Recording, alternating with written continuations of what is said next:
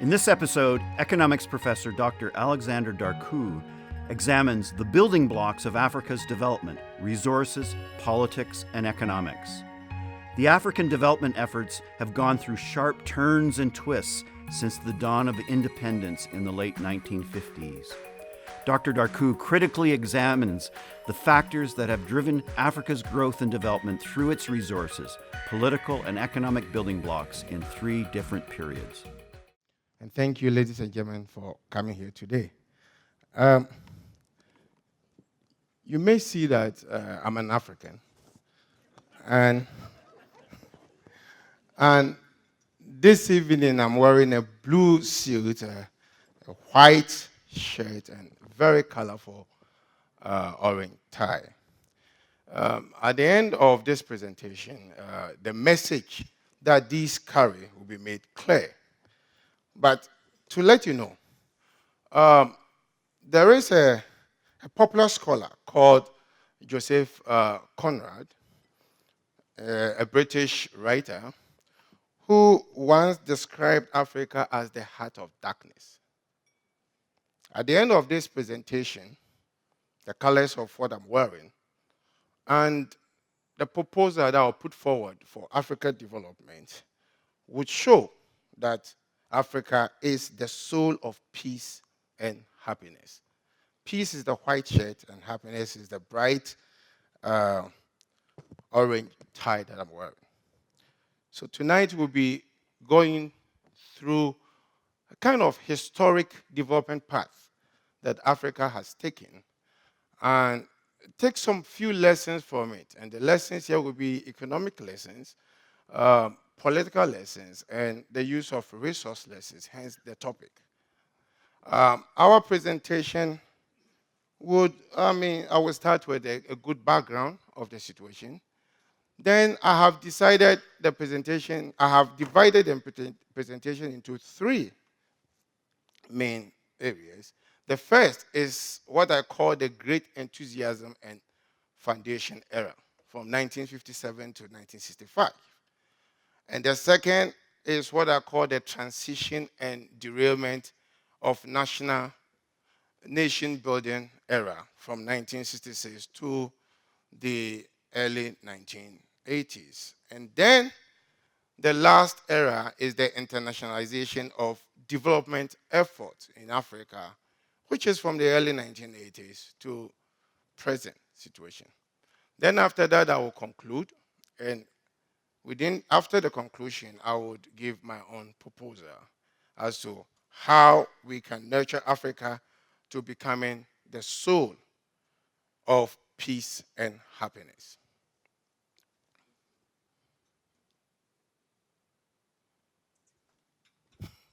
Okay.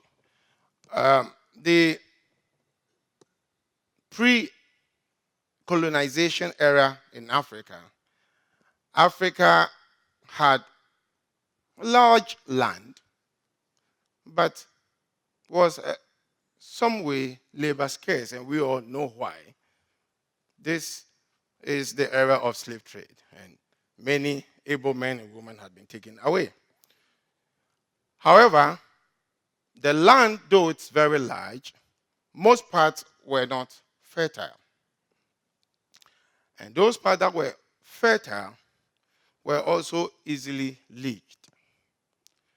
So the best development part during this era, pre-colonization, was for African economies to maximize the productivity of labor, because labor was scarce. This, in the literature of economic development, is known as induced innovation. And this is not new in Africa, in the sense that almost everywhere in the world developed by trying to innovate to increase the productivity of whatever resources they were lacking. We can look at the development divide in Asia and North America, and for that matter, Australia and New Zealand, or Australia. If you look at Asia, for that matter, Japan has over 120 million people now, but even during the time they was developing in the early 1800s, Japan had a lot of population, but very limited land. So they tried to develop by simply taking advantage of or making sure that land become more productive. They were not concerned with productivity of men because they had many men. And hence, their agricultural development evolved through what is known as biological innovation. When you come to North America or Australia, we have a lot of land, but relatively less people. So the only logical path of development was to make sure that we increase the productivity of man. And hence, agricultural innovation evolved through mechanical innovation. So Africa being the least or the last to develop, also try to follow this perceived wisdom that when you want to develop, take advantage of what you lack and make sure that you put it to a better use. So in the pre-colonization era, there was also what is known as lack of capital. We didn't have enough capital, and infrastructure wasn't actually there. You can't say that it was poor. It wasn't even there. But what happened was that Africans took advantage of this to only do what they can do best, meaning to produce agricultural products and export. So mainly agriculture exports. Then came colonization. The colonial economic structure was simple as this. They also continued to specialize in the export of commodities. And many more new commodities were being exported at that time. And when it comes to industrialization, which of course elsewhere in the world has become the path to development, the colonial government did not push for industrialization in Africa, simply because they were being called upon at the metropolis to make sure that they export cheap raw materials to feed the industrialization in Europe. So production systems in Africa continued like it was in the pre-colonization era in concentrating on agriculture, production, and export. And also, beside that core, these colonizers didn't also feel it necessary to industrialize Africa in the sense that the colonial leaders at the time lacked what is known as the political legitimacy, or they didn't see the economic opportunity for them to raise massive capital that was required at the time to promote development by industrializing Africa. This is different from what happened in Canada and Australia. The occupiers or the new people who came here had a political will and had a political legitimacy to raise funds for that. So in Africa, what would have happened was that those colonial masters would have raised funds on the bond market in Europe, but nobody would sell the bonds to them. Nobody would buy bonds from them because they didn't have that legitimacy. So with these two reasons, there was no reason for them to pursue industrialization. However, there were a few situations where there was some industrialization, like Congo Brazzaville, and to some extent Kenya, right? Yeah, to some extent Kenya, there were some industrialization. But the most part of Africa that saw industrialization was the settler colonies, like the Southern Rhodesia, which today is known as Zimbabwe, and South Africa, because they were settlers who were in government, and for that matter, they had the legitimacy to move the economies forward. However, when it comes to agriculture continued, the initiatives of agriculture continued to be that of the Africans during the colonization.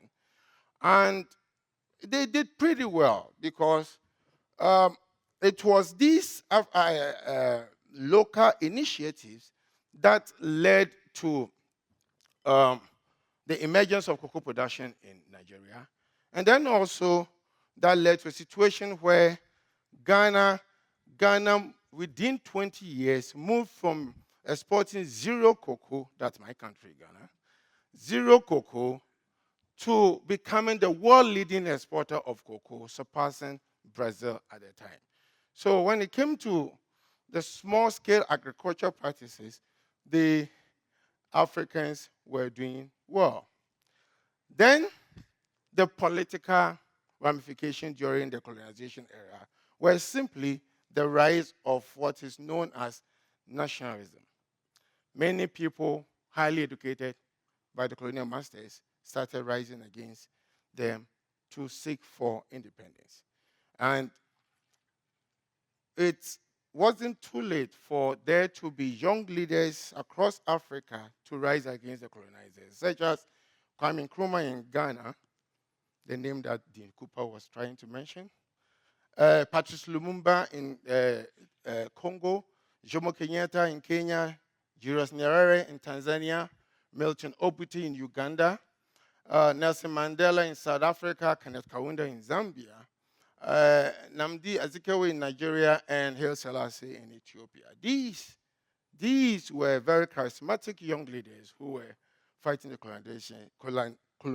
colonizers for independence. And then also they were inspired by the movement of Pan-Africanism that was going on elsewhere in the world, from UK, United Kingdom, Europe, and North America.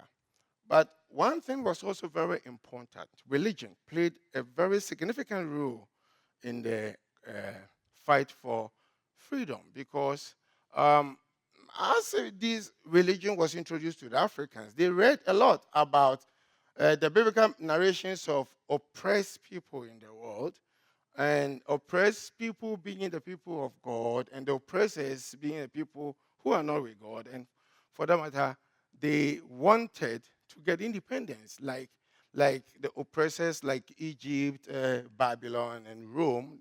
People read this because religion in Africa wasn't that. It was a different religion. So the introduction of this religion also made them realize that there was the need to get independence from the colonizers. Then came independence. And that I call it the Great Enthusiasm era and the Foundation era. Why? Because these nationalist leaders formed parties and became the government. And the moment they became the government, they were preoccupied on the task of modernizing the colonies, their economies. And because they had inherited almost nothing. The nations were highly impoverished, with little of no public finance, lack of key institutions, and shortage of fiscal and human capital, poor infrastructure, and almost no savings. However, there were a few countries that inherited a lot of money for the colonizers. One is my country. Ghana inherited a lot of money, of which maybe later we'll discuss. Not so much of it was used for development, but a lot of it was used to help other African nations to gain independence. Then, to ginger up support or to put much more enthusiasm into the people, these leaders quickly, in 1963, formed what became known as the Organization of African Unity. And the main purpose of this organization was first to call for or to support or to make sure that Africa comes together, and hence to call for creating what was going to be known as United States of Africa. And then they also were obsessed with the idea that there's the need, if they are going to have this kind of unity, this kind of united Africa, there was the need for other countries under colonization to be helped to gain independence. So they also supported the independence of then those countries that were still under colonization. And then the most important was to try to instill that kind of enthusiasm or self respect into the general populace. So then they quickly sought they quickly narrated stories of great African leaders to their people. And great African leaders were the Sundiata Keita of the Mali Empire in the 13th century, and then the Abubakar Keita the second, and then Mansa Musa, Shaka Zulu of South Africa, Manik II of Ethiopia, who was able to fight the Italians away. And then there was Setu II of the Ashanti Kingdom, today's Ghana, and how great warriors they were. Because one of them, if you can see, Abubakar embarked on expeditions to explore the limits of the Atlantic Ocean with his army men. And of course, he didn't return, and most of them didn't return. So these narrations were supposed to make people feel proud of themselves, that they can do anything that they want to do, even if they had just come out of colonization. So in terms of this, these leaders knew that the most important resources that they needed to build a nation were the human psyche, the human mind, and self-pride. So they found it necessary to narrate those stories. Now, the post-colonial governments then were embarked on development, and they wanted to develop Africa, or had a development agenda in Africa that had 5 important goals. The first was to speed up economic development to improve the living standards of the people, because they were impoverished when they came to power. The second was to develop human resources, which they embarked on building more schools and universities to educate their people, and make good use of the natural resources that they are so blessed with, and then also attract foreign investment so that they will be able to acquire new technology that is occurring elsewhere. And then later on, they wanted their efforts to lead them to be able to produce things and export to the rest of the world. But how were they going to do this? Before we go to that, let's look at what a great writer called Alexander had written. And Goshenkron was doing an analysis of how late developers and the challenges that late developers in the world, or late industrializers in the world, may face in following almost the same path of development with the leaders of development.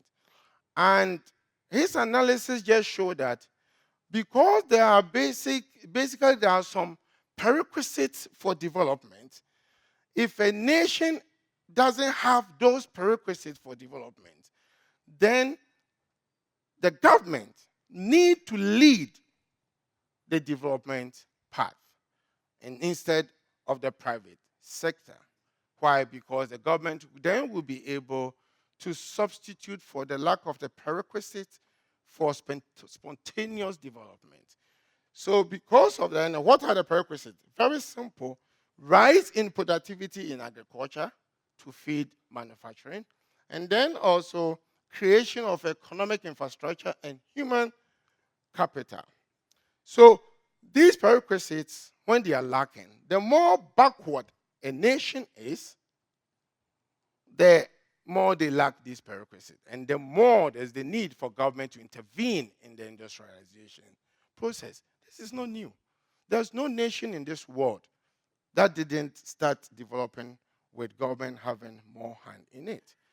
Industrialization, as it started in United Kingdom as the Industrial Revolution. In the United Kingdom pursued industrialization based on this theory. And then to the other side of the Atlantic, North America developed by protecting their local industry. So this is not new. And Africa probably is the last bunch of countries that were going to follow this perceived wisdom. However, there was also writings in the literature where Prebisch and Singer have showed that if a country, or if any countries, mainly exports primary goods and import manufactured goods, it will get to a point that their terms of trade will deteriorate, meaning that the rate at which what they export exchange for what they import would go down, simply because the price of what they export might be falling because other people might have synthetic substitute for them somewhere, like it did happen in the 70s and 80s. And also the goods that they import, the manufactured goods, because over time would have increasing content of technology, would be expensive. So your good, your export will be cheap, your import will be expensive. You would have to toil a lot before you could import anything. So these two ideas were the greatest ideas that African leaders had to use to make sure that they also take the right path of development. And the right path of development was simply to set up what is known as import substitution industrialization strategy, which is to start industrialization by simply producing what otherwise you would have imported.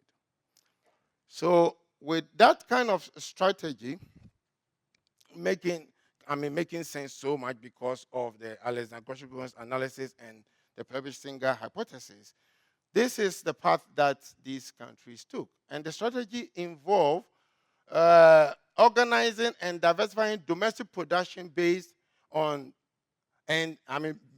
domestic production based, and then later serve as orientation towards exporting the goods to the rest of the world.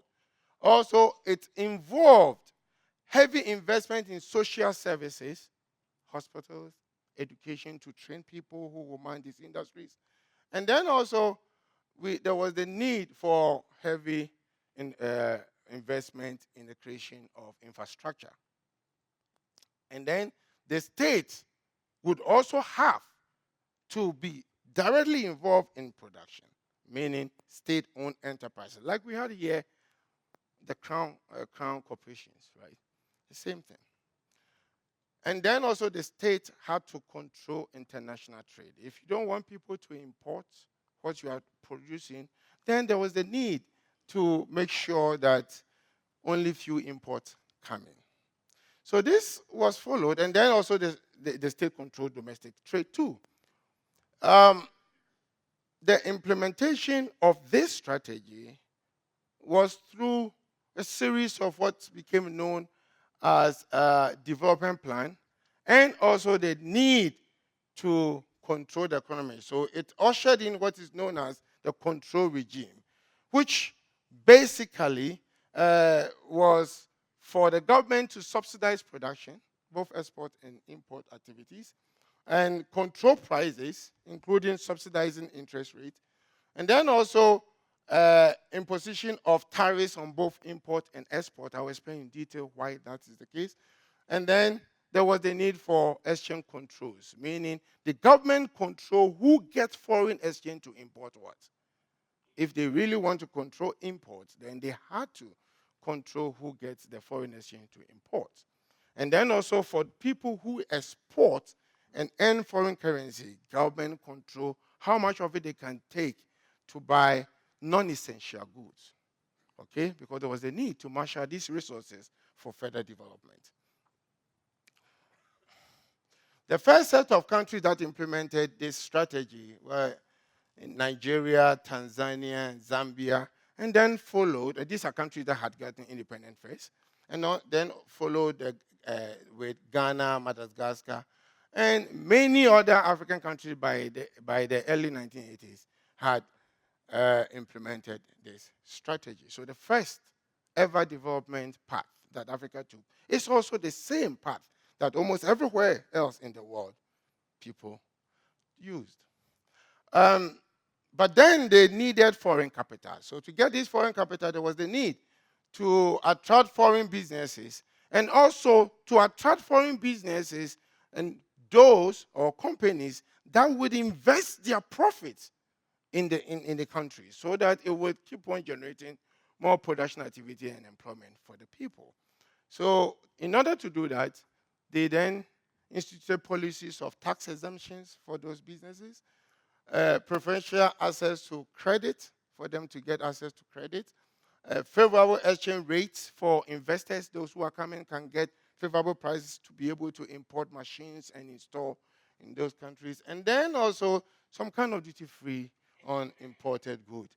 And this then led to, unfortunately, the installation of large-scale capital-intensive industries in Africa for manufacturing goods and neglected, this is the first mistake, it is the implementation style, not actually the approach, but how the approach was implemented, neglected an approach that would have taken good advantage of the resources that they have. All right. So if you want this approach to increase employment, then you want it to be much more labor-intensive industries instead of capital-intensive. But the incentives that government gave made many people invest in capital-intensive, and then also initially did not take advantage of the resources that Africa had. That was the first set of mistakes. And then, because also the market was so small in the countries that these industries were established, and then also infrastructure was not so developed so they can export to neighboring countries, most of these foreign companies then shifted their production into activities such as exploration of valuable minerals, petroleum, and construction materials. Those then will be for local demand, and it will be very easy. You don't need to export them across countries.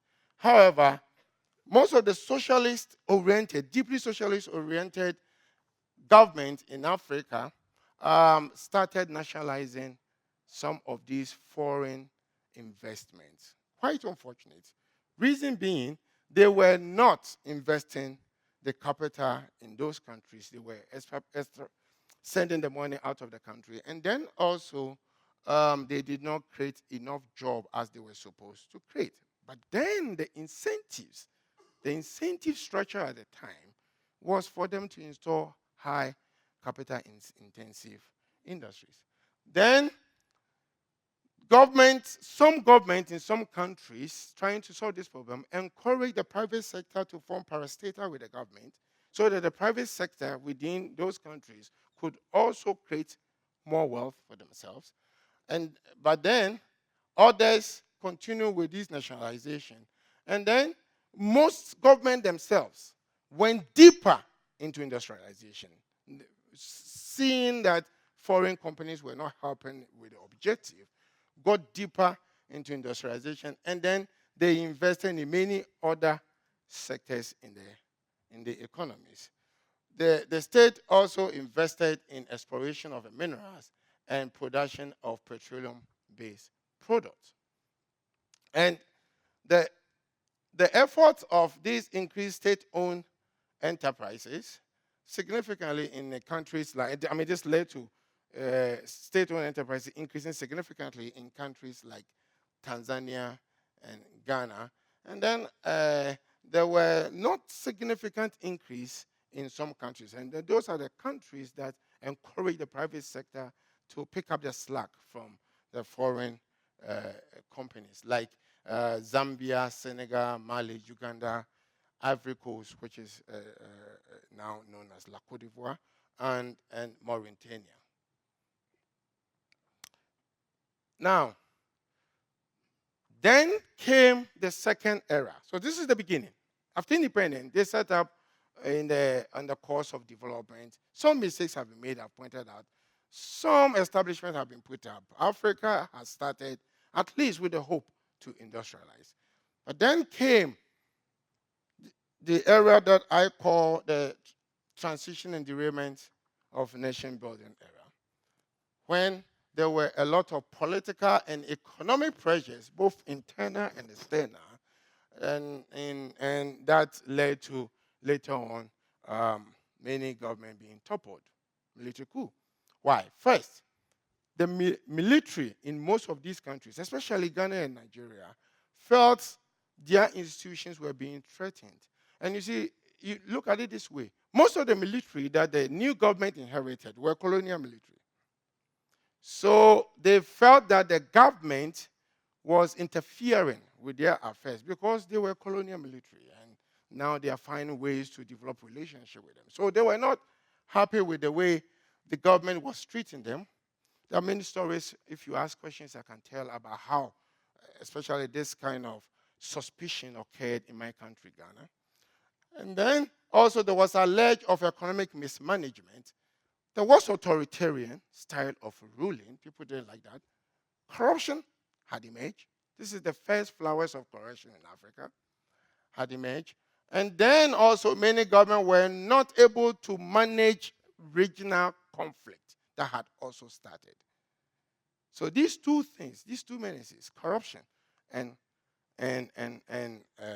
conflict, regional conflict, were very important to the people who did not like the style of ruling of the then governments in Africa.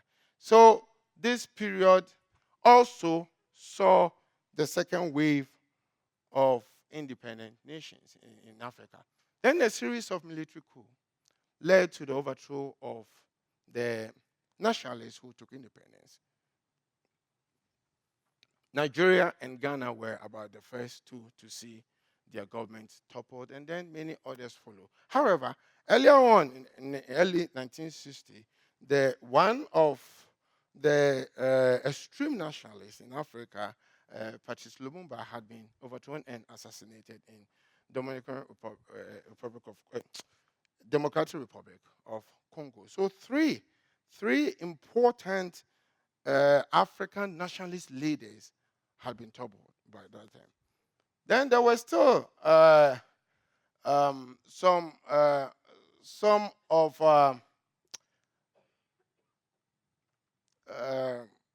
more nations getting independent during the period, and then also there was a second wave of overthrow of government, and also the reasons cited were very similar. That there were increased domestic conflict, there was increase in corruption, and then also the most important is the external factors. This is the era that the world saw two big oil crises, early 70s, 73, 74, and the late 70s, 78, 79. And these are infant countries that are trying to develop, and they are using this import substitution desertation strategy. Most of these countries are highly oil net importers. So these oil price shocks hurt most of these countries. And for that matter, there were a lot of instabilities, and many people didn't like it, and it led to more overthrow of government. There was also a situation, so this new government that came, some of them tried, the military leaders, some of them tried to promote multi-party political system, because most of these had only one-party system. But then, earlier on during the nationalism, there were some differences in ideology that had even led to a situation where they had split before they got independence. So during these eras, when there was the need to pursue a multi-party system, most of these new parties came along the division lines, and some of the division lines were ideology, some of them were also ethnic, right? So the new government and those who were overthrown could be on a different side of ideology or ethnic group. Then the most socialist government the new set of government who came were also socialist government, also pursued this ISI strategy.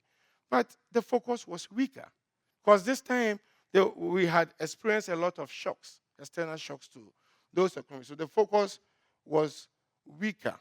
And then also, at the same time that all these were happening, most African countries were also discovering more resources.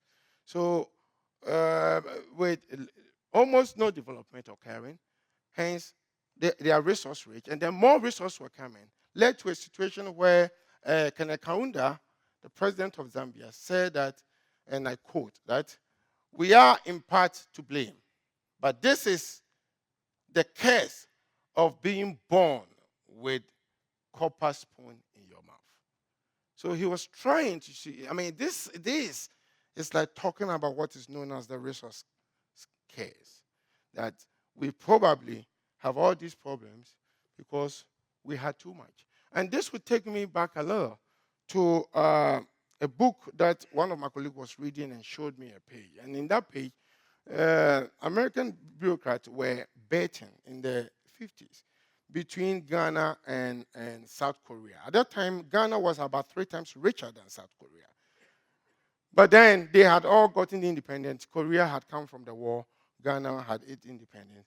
And they were betting which of these two would develop, would become like a rich country in the next 60 years. And almost everybody said that it was going to be Ghana and not South Korea. Why? Because it was very simple. Ghana was so rich with resources, okay, has had one of the nationalist leaders come into power. Korea had come from a devastating war with its neighbor up to the north and didn't have enough resources like Ghana. So the obvious choice was Ghana. But 60, 70 years fast forward, Ghana today is more than 10 times poorer than South Korea. So Kenneth Kaunda is talking more about having too much resources and being spoiled with it and not being able to do anything much with that. Then the political problems continue. Both political and economic problems continue. So it made these governments start not concentrating so much about the movement of African unity because it was so much important that nations care about their own stability at home instead of caring about African unity. So the African unity was pushed to the background, and then also Pan-Africanism started. I said here the abandoned, but it started being pushed away because people needed to care about their nations more than the total sovereignty of Africa. And then also, like I said, within the AU, the Organization of African Unity itself, there were disagreements between, in most cases, the French leaders and the English leaders, the Anglophone and the Francophone divide. And then, but the best way at the time to solve or to also march on to do better was to form what was then known as regional integration. So regions came together to form some regional corporations that they will be able to try to foster corporations of various sectors of interest instead of Organization of African Unity. And in West Africa, we have what is called the ECOWAS, Economic Community of West African States. Then we have the SADC, Southern African Development Corporation, EAC, East Africa Community, and then common market for East and Southern Africa, and then ECAS, that is the Economic Community for Central African States. So these are regional initiatives that were supposed to at least be a second choice if the total African unity was a thing to be abandoned at the time. Then, let's assess what these all initiatives brought to Africa.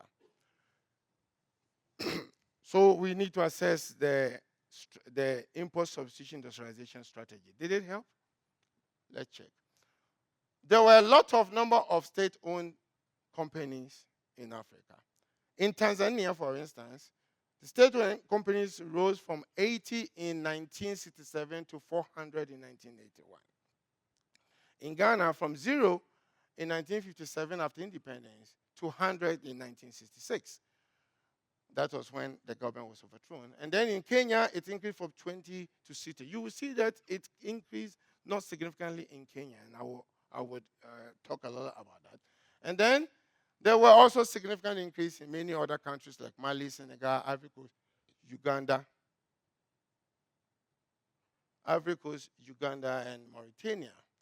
By the 70s, the contribution of state-owned companies in Africa to total economic activities, which we call GDP, in South Africa was on average only 17.5%. And that of other developing countries was 8, meaning there was a lot of government involvement in the economic activities in African countries than other developing world. The share of state-owned companies in first capital formation was almost 17% higher in Africa than elsewhere in the developing world, meaning government had gotten deeply involved in the creation of infrastructure and creation of all economic building activities. Then, however, the state-owned company, in spite of the growth in the import substitution industrialization, the strategy did not perform well in terms of economic benefit. Because of the two oil price shocks, external shocks. Why? Because most of these nations had then experienced what is known as large budget deficits. Government had spent too much than the revenue it generated. Of course, government also borrowed too much from the rest of the world. And then there was also excessive growth in money. In most cases, government monetized the budget deficit, meaning government got funding from the central bank. The central bank printed money to fund government projects. And because of that, there was inflation. So the economies on the macroeconomic front were not doing well. But on the external front, the country also had what is known as balance of payment deficit.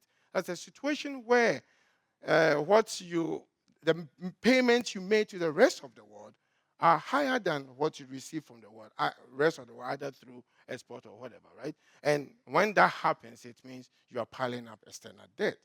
So these economic conditions were not good for these African countries. And then there was also lack of foreign exchange to import capital goods. Because of the exchange control, there was lack of foreign currency. And you need foreign currencies to import capital input. So because of that, most factories became idle factories. They were not operating. These were large-scale factories that were set up, but because of lack of foreign currency, they couldn't continue producing. But then also there were industry-specific problems. There were industry-specific problems. What were they? The industries themselves had lack of human capital and lack of innovations. And then also there was lack of qualified executives for managerial decisions in those companies. There was also industries that were badly located because of corruption. People locate industries where they were not supposed to locate it. And then there was inefficient government officials in managing industrial policies in those countries, and then also managing the transfer of technology. Also, there was what is known as technological deficiency in engineering and production mechanisms in factories, which then led to lack of good maintenance of those machines. But the most important, which maybe during the question period I will talk a lot about, was the lack of sectorial linkages that were supposed to help this import substitution industrialization strategy, which is agriculture, which in almost every part of the world had been the sector to propel this strategy. In Africa, could not lead that. Why? Because agriculture is supposed to become productive over time so that it will supply food and raw material to the industries, to workers and to the industries, or to people in the urban centers. Then would also be able to generate foreign exchange, generate foreign exchange, use it to buy machines to install. That didn't happen. And then also, agriculture was supposed to provide consumer market for the industrial products. If you're going to produce things and the farmers are not becoming rich over time, then they are not going to buy them over time. So it didn't provide a market for the industry that was setting up. And remember earlier I said, because of lack of infrastructure too, they couldn't be exporting it to neighboring countries. And then there was also lack of competition on the international market due to the overvalued exchange rate, meaning when these countries were pursuing these strategies, the exchange rate was overvalued. The value of the currency was too high. And that was a system where it was easy for people to import machines because machines would be cheap for the industrialization. However, agriculture would be expensive. So it is a policy that satisfied one activity but then caused the other activity. Meanwhile, that activity is what you need to propel this activity. So there was some mistakes, policy mistakes in the process. And then also there wasn't enough investment in agricultural technology. And the situation that they were, most of the peasant farmers who had prepared Africa, even through pre-colonization era, did not benefit from those technologies.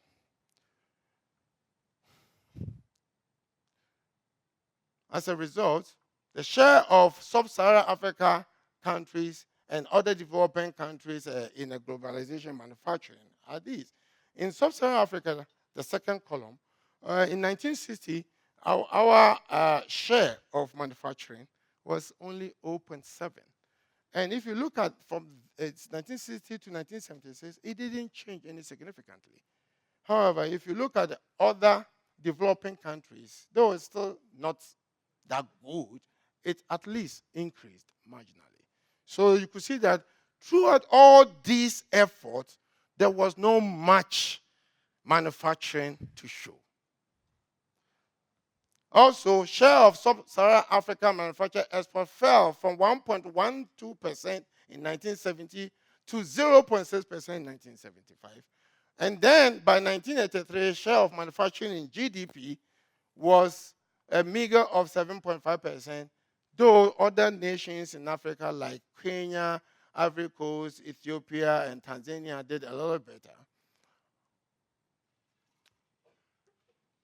The growth of income per capita, meaning a measure of level of development in the country, part of the measure in Africa, almost stagnated over the period. The growth of GDP per capita from 1960 to 1975 was less than 1%, which is quite meager, very small. Given all those efforts and investment, was very small. And then, however, there are some countries that did well. There are some countries in Africa where they did not tax agriculture too much to finance the industrialization. They did well. There were some that taxed agriculture so much, and those countries did not do well. So if you look at it, the situation in Africa was such that even when industrialization did well, it was very, very marginal. And for most cases, industrialization did not do well at all. And also, in some countries, unfortunately, they did not do well because there were a lot of conflicts in those countries, like Ethiopia, Sudan, Nigeria, Mozambique, Angola, and the DRC, Democratic Republic of Congo.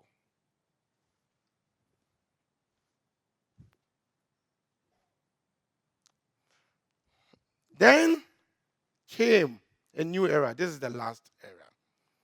This new era, if you look at the two eras, all development efforts were engineered by Africans themselves. But this time, I call this era the internationalization of development, early 1980s to now, simply because the driving seat of development then became international. What do I mean? First, we know that all the economic policies that were put in place before this time did not do well. There was a lot of mass poverty, starvation, disease, and general sense of loss of direction, because there have been a lot of changes in policies, changes in government, ethnic conflict, and so on and so forth. Of course, unfortunately, too, we were hit by significant external factors in the 70s.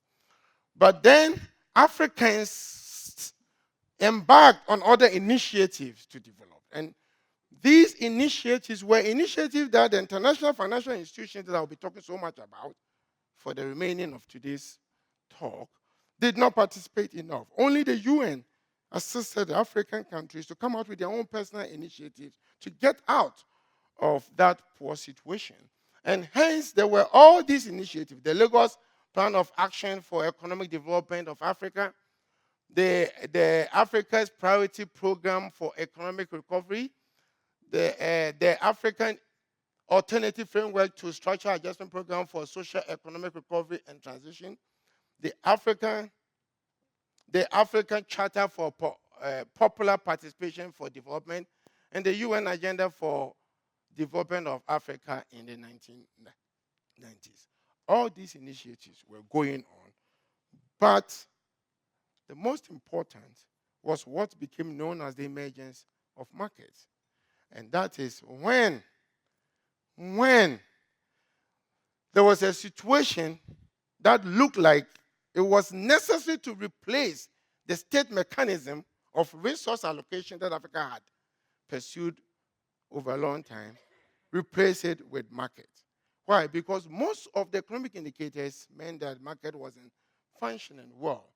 And for that matter, the Gordon approach, the ISI approach, was supposed to be abandoned. Then there came the emergence of what is known as the implementation of the Washington Consensus in Africa. This is the situation where the World Bank and the IMF and the Western countries came together to try to come out with a framework to solve Africa's economic problem at the time and help Africa develop over time. And then they came up with what is known as stabilization policies and structural adjustment policies. In all frankness, ladies and gentlemen, it makes sense what that program included. It makes sense. Why? Because to them, or given the indications, economic indications that I gave, Africa had derailed from its path to development. And it's really very simple. If you have a train moving from Vancouver with essential goods on it to Montreal and it gets derailed somewhere in Saskatchewan, there are two things that you have to do. You first have to stabilize the train, and then the train will take off. So what these international financial institutions came up with was stabilization policies, which were policies to stabilize African economy. And then, if it gets stabilized over a period of time, then there will be the need to implement what is known as structural adjustment, which is reorientation of the structure of the economy to put the economy on the path of development. So that makes sense. Everybody will buy this. But this came in the form of what is known as conditionalities, where these policies, because I've talked about there was too much inflation, there was too much budget deficit, there was too much current balance of payment deficit. Those stabilization policies were supposed to eliminate those things. So the policies that were recommended are these. At the stabilization stage, they were supposed to liberalize foreign trade. You know, Africa put up some restrictions in trade. So they were supposed to liberalize trade and then also liberalize the foreign exchange. Because there were controls on the foreign exchange, if you remember.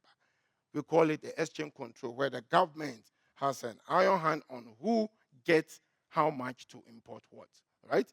So there was the need for these controls to go. So liberalization of foreign exchange and import controls. And then also the currencies at the time were fixed. You remember after the collapse of Bretton Woods in 1973, almost every African country still kept their currencies fixed. And it was believed that it was because of that there was overvaluation, more overvaluation of the currencies because inflation had gone too high. So it was so logical that these currencies be devalued and then become market determined. And then also there were series of policies that were recommended to solve inflation.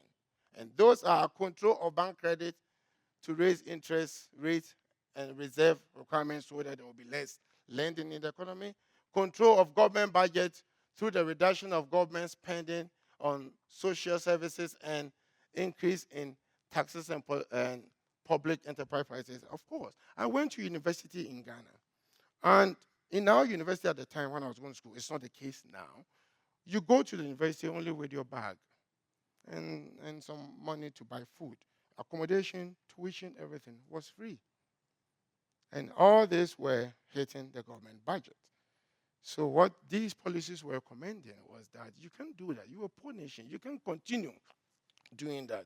There should be a system where the student or parent will have to contribute to tuition to get funds to manage the university. Some of these made sense, but I'm lucky I didn't have to pay. Then the reduction in the growth of money, meaning the central bank, who was to be controlled not to be monetizing government spending, meaning printing money to finance government. And when they did that, and you do it very well, then the IMF will give you a facility called IMF Structural Adjustment Facility and Enhanced Structural Adjustment Facility. So you take a loan to do all these things. Then when you've done that very well, 3-4 years, you're doing well, then you graduate to the World Bank to pursue what is known as Structural Adjustment Program, meaning adjusting your nation to grow over time, which also went through a series of things that had to do privatization of the state enterprises, of course, which increased corruption, and restructuring of state enterprises, the ones that are important to stay with states, had to be restructured. Reallocation of public spending towards operations and maintenance, health, education, and infrastructure. And then opening up the economies for international trade and liberalizing domestic market more.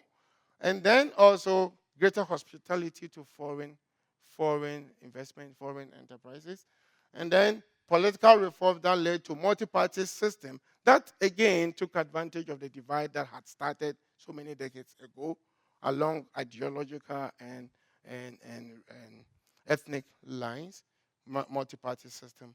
And then when you do this very well, the World Bank give you facility, lending, loans, which was known as World Bank Structural Adjustment Lending.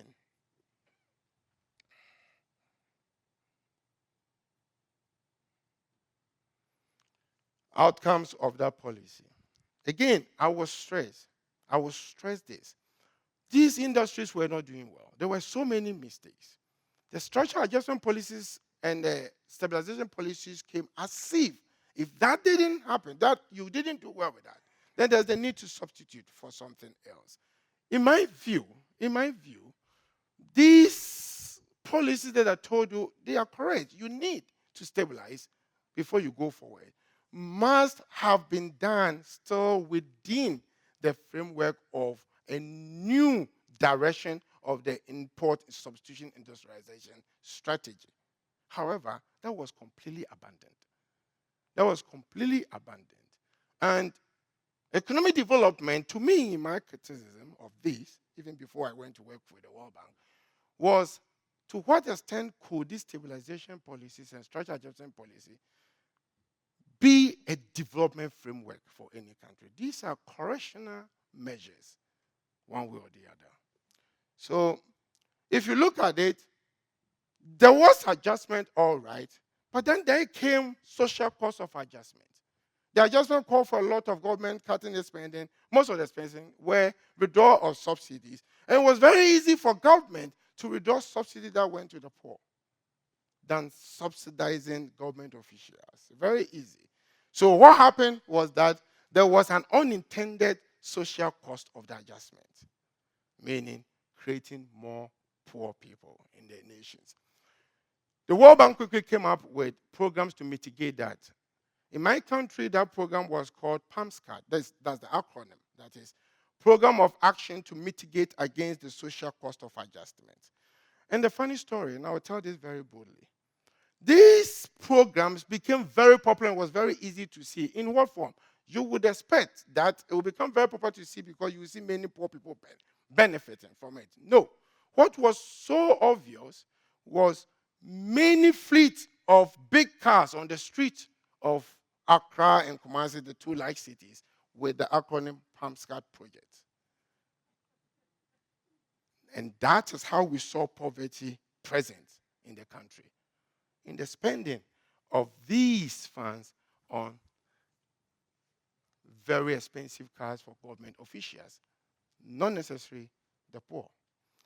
And then, adjustment or no adjustment. If you look through these examples, they all show that many countries did not actually adjust.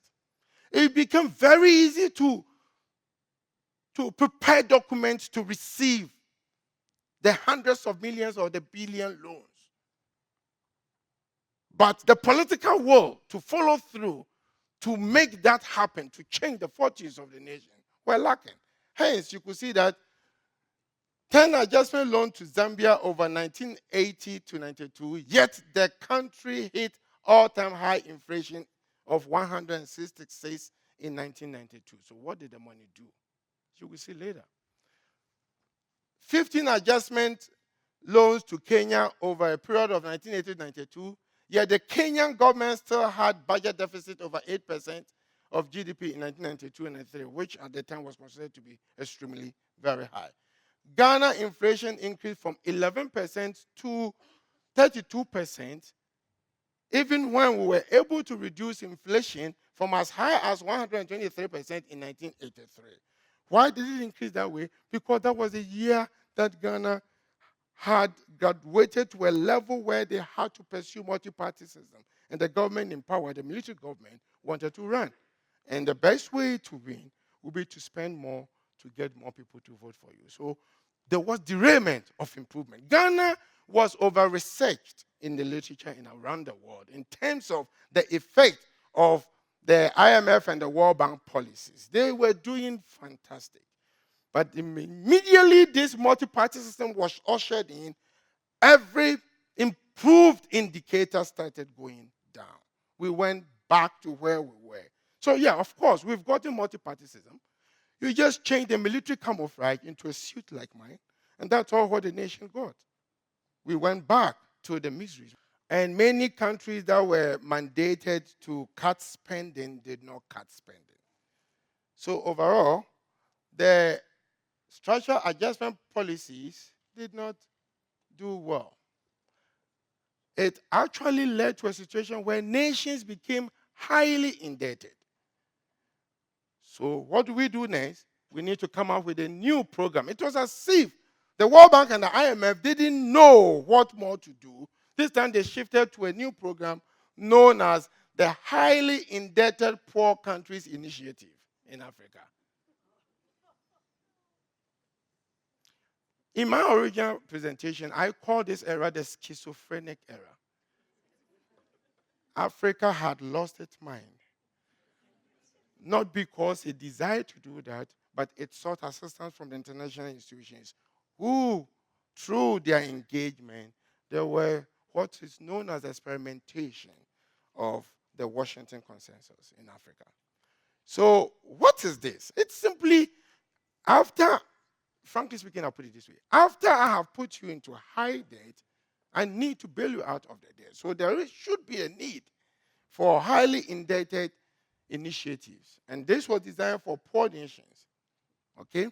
So in other words, again, IMF, World Bank, the G8 came together. This time we are not going to do the Paris Club system of debt forgiveness. Let's find a different kind of debt forgiveness that could give incentive to these countries to develop further. So hence the HIPIC initiative. This initiative was enhanced in 1999, and this time it was enhanced by simply relinking the debt relief to poverty reduction. From industrialization to create wealth for the whole nation, we migrated to adjusting to grow, and after that, now we go to reducing the poverty, reducing debt of these countries whilst reducing poverty.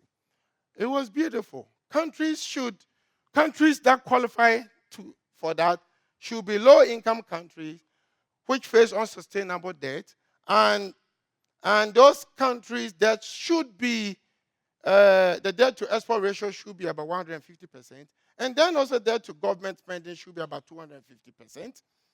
Then these countries will be eligible for those loans if they were countries that qualify to get concessional loans from International Development Association, which is one of the World Bank Group, IDA, the one set up to give concessional loans to poor countries, and those who were already receiving what is known as poverty reduction and growth facilities.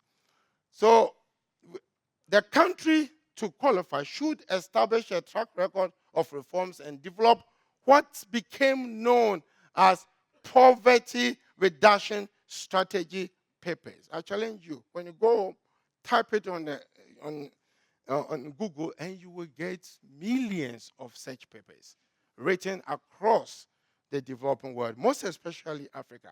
Every nation I know in Africa, except a few rich ones, wrote these papers only because they qualified to reduce poverty.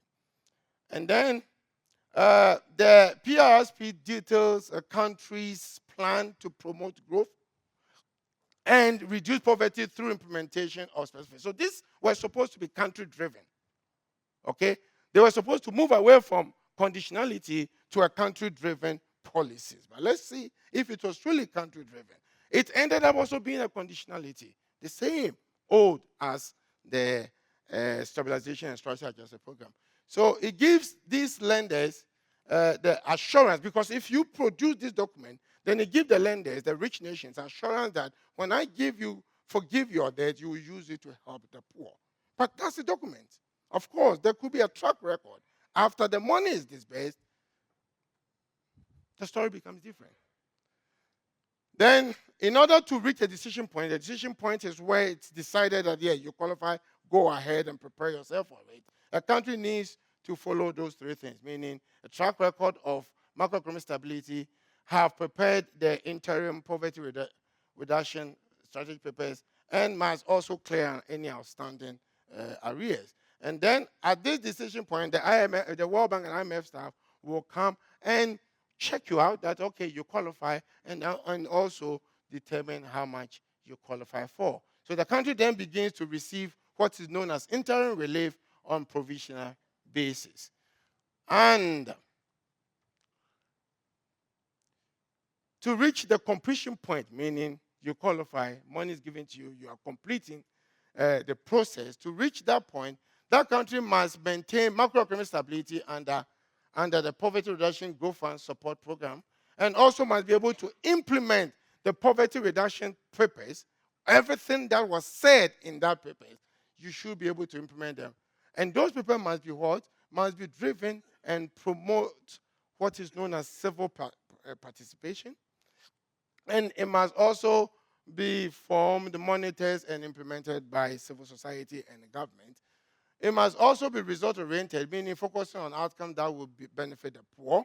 And it must be comprehensive in scope, meaning recognizing the multidimensionality of poverty. People are poor because of many reasons. So you need to focus on all those reasons. And then also partnership-oriented, meaning providing the basis for active participation of development partners. And it must be based on medium to long-term prospects. So the moment you reach the completion point, money is decided how much you get, and that will never be revoked. The money will be given to you. In August 2014, HIPC countries were 39. Out of which 35 countries were at completion point, one country at decision point, and 3 countries at the pre-decision point. Total funding was about 76 billion given to, debt forgiveness, and by that same period. If you look at total of this money distributed to developing countries, Africa received about 86% of that, and only 14 went elsewhere in the developing world. So this is primarily African program.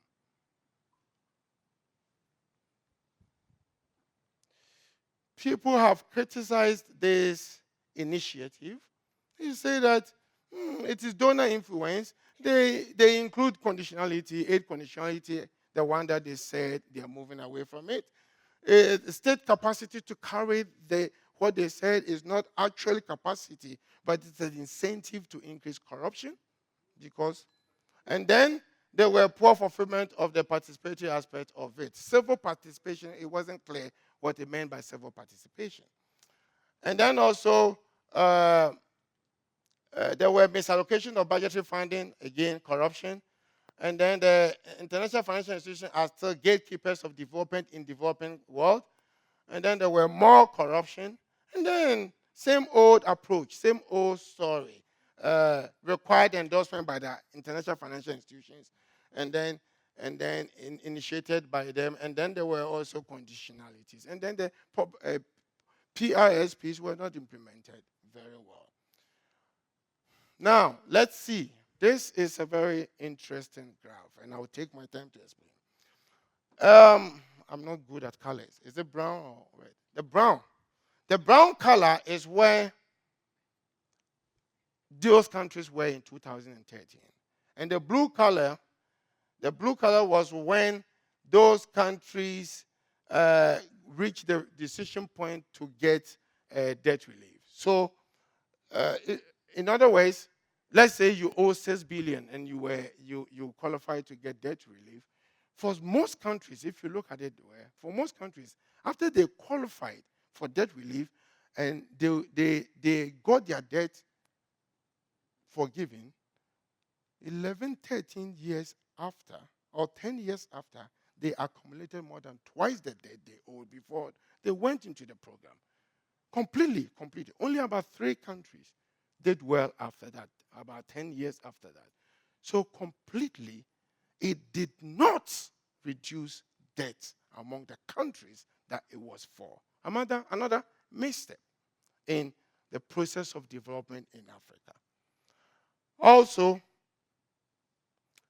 it was supposed to reduce poverty, right? Yes, there was a lot of poverty. This is poverty measured by the UN measure. That is $125 a day or $2 a day. If you can't afford that, then you are poor. So that's the measure. In African countries, I could go there. No. In African countries, before the implementation of the poverty reduction situation, right?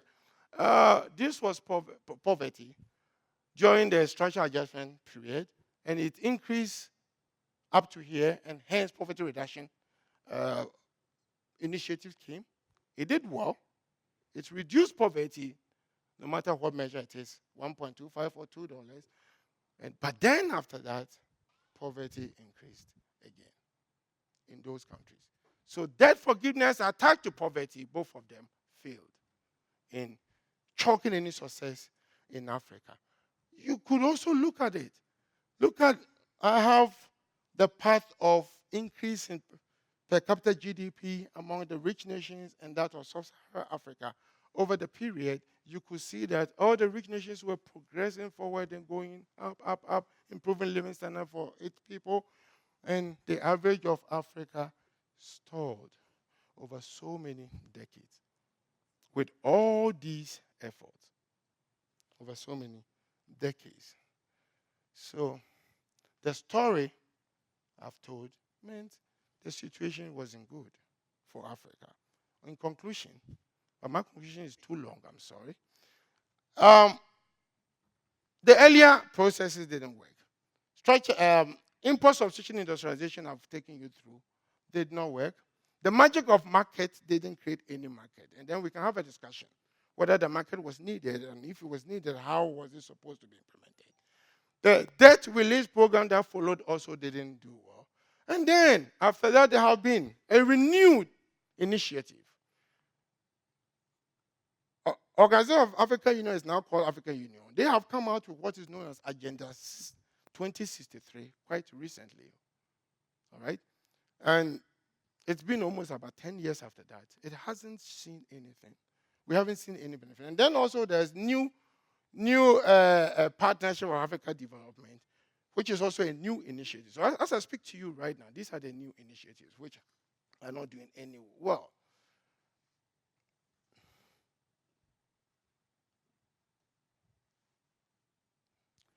The way forward. What do I propose? Really very simple. As simple as it is. Relaunch the import and substitution industrialization again. Relaunch, reset. Relaunch it, and relaunch it in a way that it will focus on rural industrialization and also would be designed in such a way that over time these industries would progress into becoming increasingly highly technological, like many other developing countries have done. Why am I calling for this? Because the case for state-led industrialization in sub-Saharan Africa through its resource has never been promising than it is today. Why? Because there has been transformation of sub-Saharan Africa resources over time, discoveries of new resources. There has been improvement in human capital and abundance of cheap, unskilled labor due to high population growth in Africa. The warning here is that do it quick, otherwise you lose these young, educated, unemployed to Canada, US, and of course I came here too. Canada, US, and Australia, and to some extent Europe, all right? So at the time that these rich nations are hungry for talent from the developing country, it is the time too that we need to wake up to make them stay. So we cannot wait until we lose them to brain drain. Labor cost is low in sub-Saharan Africa than most of Asian and Latin American countries. So anybody who wants to take advantage of cheap labor, please go to Africa. And then a few African countries are currently succeeding in that direction. And I'm going to talk about 3 of them, and you would be amazed the significant improvement that they've been able to chalk over such a short period, simply because of political will and coordination of policies well, better than it did in the 50s and 60s. This proposed approach, the one I'm talking about, should be a comprehensive national development strategy that includes the following elements. A top-down national urban development plan that includes the enhancement of institutions and contract enforcement, creation of sound macroeconomic environment, and a significant investment in human capital, especially in science, technology, and engineering. There should also be a bottom-up participatory integrated rural industrialization development strategy driven by the people in the rural areas. In this way, we would not need any future poverty reduction strategy papers. This would take care of that. The poor would see increase in income without unnecessarily waiting for either growth in the urban centers to trigger down to them or government negotiating on their behalf for poverty reduction strategy paper. Involve them. Involve the poor participatory. Involve the poor in reducing their own poverty. And there should be a national infrastructure development that incorporates the basic requirement of the 2 pillars of economic development that I've mentioned. And then we should create business-friendly environment that attract quality foreign capital and to diversify sectors. And then to orientate these industrial policies towards promotion of export into increasing sophisticated skill and technology content products, and then expansion of fiscal capacity to finance these industries, not necessarily borrowing too much and not necessarily overtaxing things that we're already taxing. But the tax nets in most African countries are so shallow. They are so shallow. The potential to garner tax revenue in the economy without hurting production activity is huge. And any political or any country that really means business will be able to generate more revenues by casting the tax net wide. Oh my God.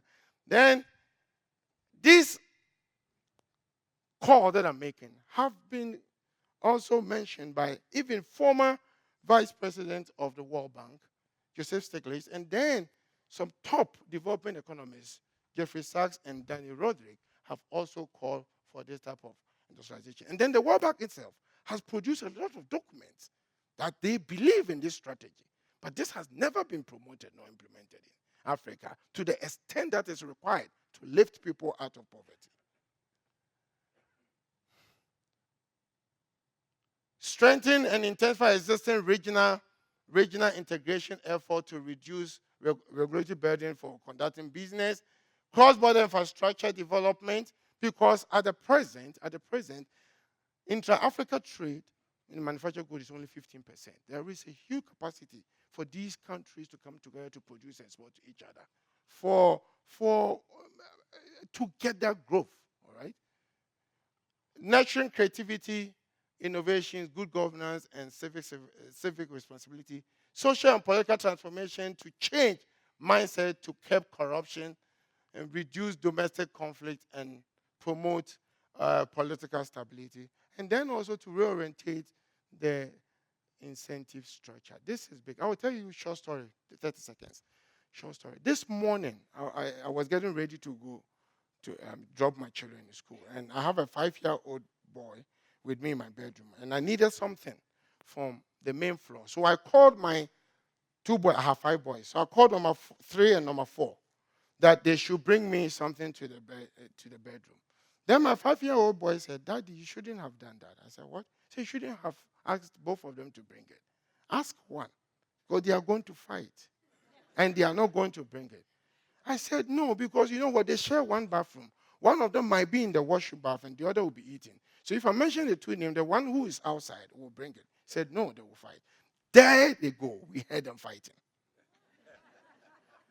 So I told him what I should have done. He said, "I should have." 5-year-old boy. He told me, "You should have called one of them to bring it and said the other should help.